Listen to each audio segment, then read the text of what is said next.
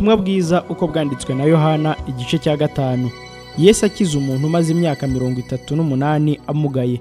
Hanyuma y'ibyo haba iminsi mikuru y'Abayuda, nuko Yesu agiye Yerusalemu. Kandi Yerusalemu bugufi bw'irembo ry'intama hariho ikidendezi mu ruheburayo cyitwa Betesida, cyariho amabaraza 5.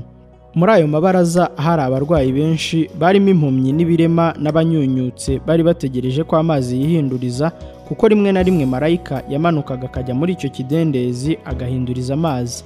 Nuko umuntu wabanzaga kujyamo amazi yihindurije niwe wakiraga indwara ye iyo ari yo yose. Hariho umuntu wari ufite indwara ayimaranye imyaka 38. Yesu amubonye aryamye, amenya yuko amaze igihe kirekire arwaye, aramubaza ati, mbese urashaka gukira? Umurwayi aramusubiza ati, databuja, simfite umuntu njugunya mu kidendezi iyo amazi yihindurije. Nkiza undi antanga kumanukamo. Yesu aramubwira ati, byuka wikorere uburiri bwawe ugende. Muri ako kanya uwo muntu arakira, yikorera uburiri bwe aragenda. Ubwo hari ku munsi w'isabato. Nuko Abayuda babwira ukijijwe bati, dore uyu munsi ni isabato, kandi amategeko ntiyemera ko wikorera uburiri bwawe. Nawe arabasubiza ati, uwankijije niwe wambwiye ati, ikorera uburiri bwawe ugende. Baramubaza bati, uwo muntu ninde wakubwiye ngo wikorere ugende? Ariko uwakijijwe ntiyamenya uwo ari we, kuko Yesu yari yigendeye kandi hari abantu benshi. Hanyuma y'ibyo Yesu amubona mu rusengero, aramubwira ati, dore ubaye muzima, ntukongere gukora icyaha utazabona ishyano riruta irya mbere. Uwo muntu aragenda abwira Abayuda yuko ari Yesu wamukijije. Nicyo cyatumaga Abayuda bashaka kurenganya Yesu, kuko yakoraga bene nk'ibyo ku isabato.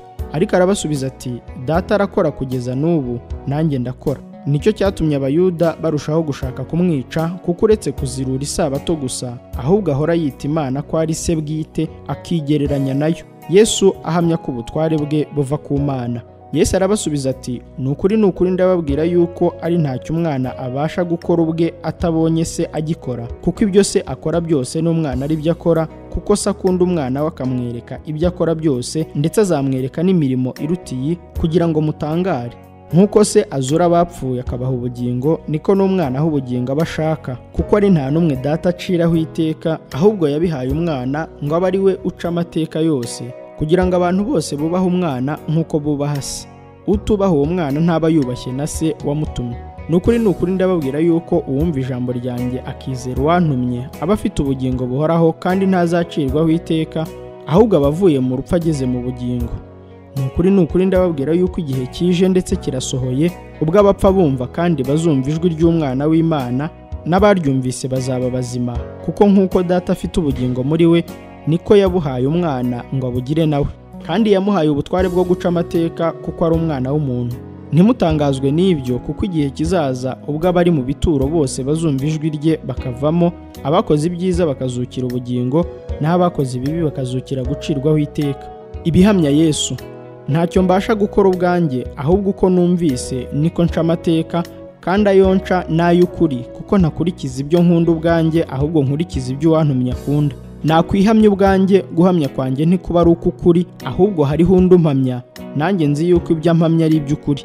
Mwatumye kuri Yohana, nawe yahamije ukuri. Icyakora sinishingikirije ku buhamya bw'umuntu, ahubwo mbivugiye kugira ngo mukizwe. Uwo yari itabaza ryaka rimurika, namwe mwamaze igihe gito mwishimira umucyo we. Ariko mfite ibimpamya biruta ibya Yohana, kuko imirimo data yampaye ngo nyisohoze, iyo mirimo nkora ari iy'impamya ubwayo yuko data ari we wantumye. Kandi data wantumye nawe yahamije ibyanjye ubwe. Ntimwigeze kumva ijwi rye, habe no kubona ishusho ye, ndetse ntimufite n'ijambo rye riguma muri mwe, kuko uwo yantumye mutamwizeye. Murondora mu byanditswe, kuko mwibwira ko muri byo arimo mufite ubugingo buhoraho, kandi ari byo bimpamya. Nyamara mwanze kuza aho ndi ngo muhabwe ubugingo.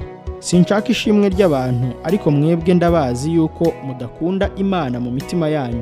Jye naje mu izina rya data ntimwanyemera, ariko undi naza mu izina ry'ubwe we muzamwemera. Mbese mwabasha mute kwizera kandi mumaranira gushimwa n'abantu mu cyimbo cyo gushaka ishimwe riva ku Mana ubwayo?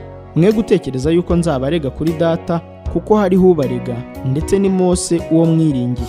Iyo mwizera Mose, nanjye muba munyizeye, kuko ari ibyanjye yanditse. Ariko se nimutizera iby'uwo yanditse, noneho n'amagambo yanjye muzayizera mute?